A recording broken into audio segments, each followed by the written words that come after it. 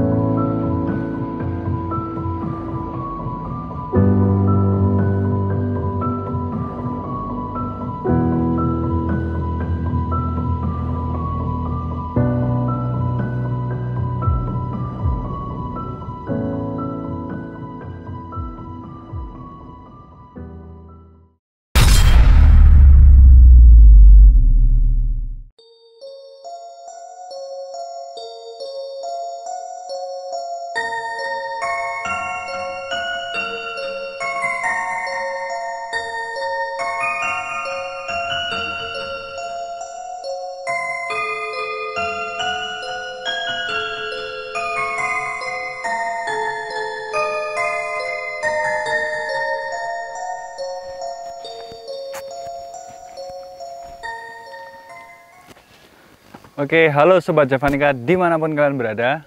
Assalamualaikum warahmatullahi wabarakatuh. Salam Rahayu, Rahayu, Rahayu. Kembali lagi kita tentunya di program Gerbang Antar Dimensi. Mungkin di episode kali ini adalah melanjutkan penasaran kita waktu itu.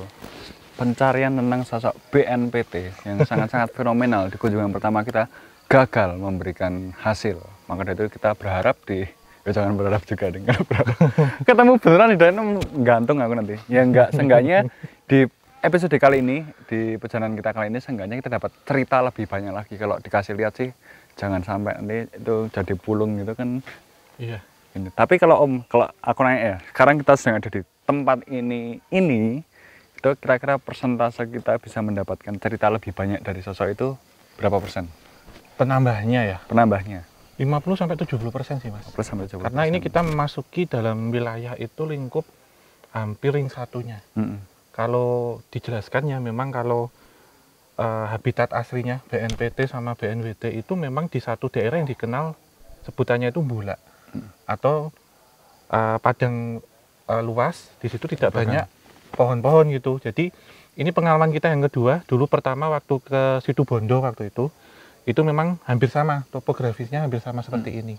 Dan ciri-ciri kalau sebagai indikasi ya, kalau BNPT itu hadir biasanya bau seperti kabel kebakar atau rambut kebakar gitu Mas.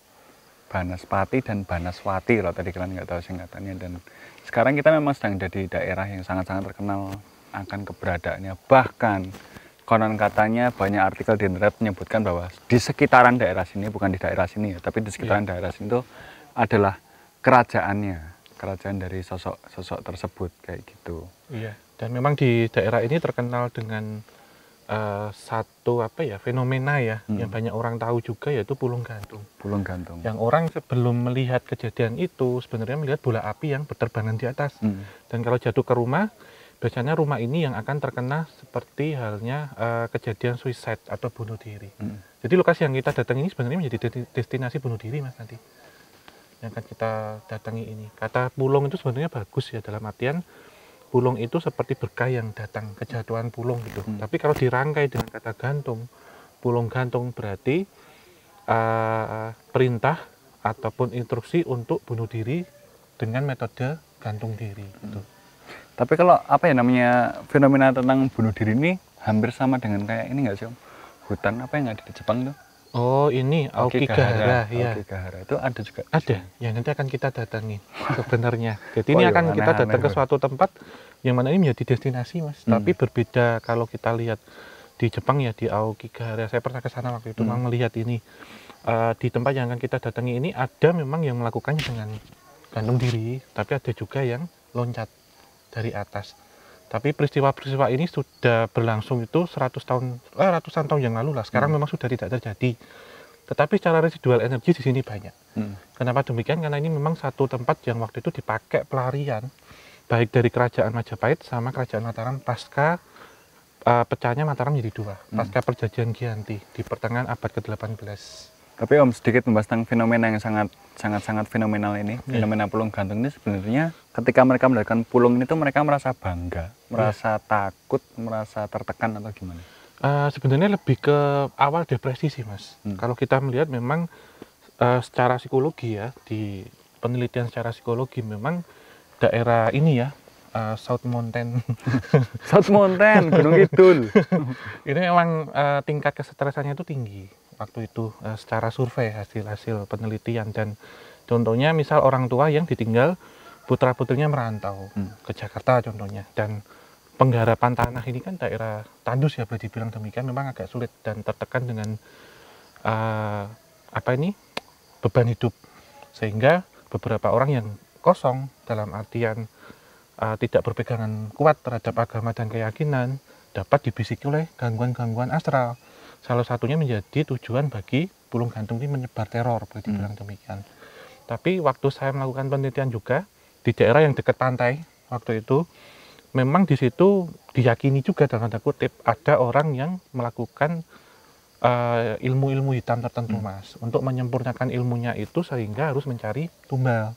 Dalam hal ini mencari nyawa-nyawa yang cara mencarinya itu dengan cara bunuh diri tadi, sehingga akan mendatangi tempat-tempat yang orang ini sudah depresi, sudah putus asa, dan saat bola apinya itu lewat ya, BNPT-nya yang membawa kurir pulungnya itu jatuh ke satu rumah, itu biasanya nanti kejadian suicide secara bunuh diri itu nular jadi ke keluarga yang lain atau ke tetangga gitu, sehingga biasanya kalau habis kejadian itu dicari Mas di sekitarnya itu ada apa sih, misal ada bola tanah berapa itu harus diambil dan apa. Dan pernah juga ada satu fenomena rumahnya, karena di sini rata-rata kan masih dari kayu, di kandang kambingnya itu pernah ada yang kebakar.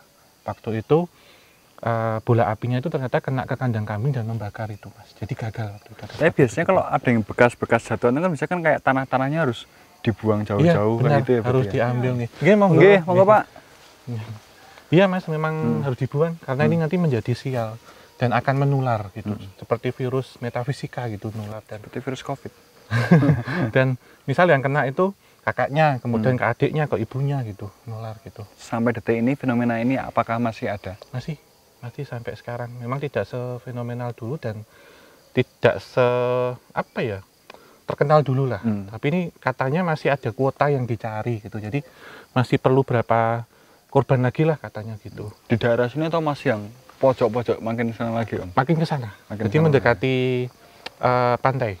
Makin mendekati pantai, objek wisata pantai yang ada di Gunung Kidul ini. Dan dulu saya pernah juga mendengarkan cerita waktu saya riset di sana. Misal ada orang yang ke ladang, seperti Bapak tadi yang lewat ya, itu melihat bola api itu siang-siang atau sore gini, di bentuknya seperti itu Mas, ada api itu. Oh iya, jangan-jangan itu. Kita jadi, kena pulung. Dia itu terbang, itu hanya melihat saja itu sebenarnya nanti harus cepat-cepat ke rumah, harus seperti apa, ada ritual gitu. Kalau enggak gitu nanti kena penyakit sial. Jadi kena seperti penyakit non medis gitu. Dan sampai sakit berhari-hari, hanya melihat aja gitu katanya. Tapi di belakang apa ya Om? Orang bakar tuh Mas sepertinya. Tapi kok bakarnya gitu ya? 1, 2, 3, kalau udah hilang berarti tenang. Oh masih. Tapi memang sering kebakar gitu Mas. Ada juga. Tapi ini kita tidak merujuk tentang itu ya. Tapi di daerah yang pernah saya datangin itu memang ada beberapa pohon tuh kebakarnya aneh. Termasuk kandang kambing juga. Bukan kapal kebakar. Jadi Parno sendiri dari sini. Bukan untuk melihat hantunya tiba-tiba bawa kebakar. Terus kita lihat sosok merah itu terus. Kita merasa terpanggil. Aokigahara, Jogja. Dan ini teman-teman, setelah sedikit penjelasan ini, ya anehnya tim Wisata Jawa kok mau mendatangi tempat yang katanya itu adalah ya bisa dibilang banyak dari sosok Banaspati yang sering isi bensin di sana, sering singgah, sering lewat.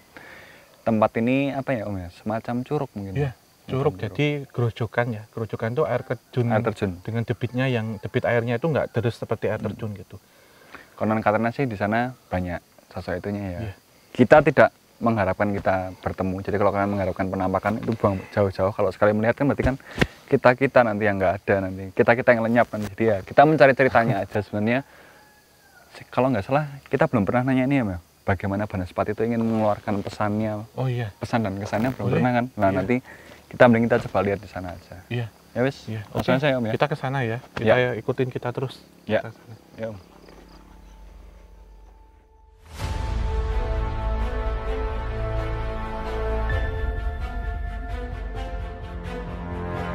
memang terdengar suara rintian kuda yang banyak, nggak hanya satu ekor gitu. Dan memang orang-orang yang kesini sebenarnya kalau mendengar suara itu jangan takut malam, karena ini justru memberikan seperti keberuntungan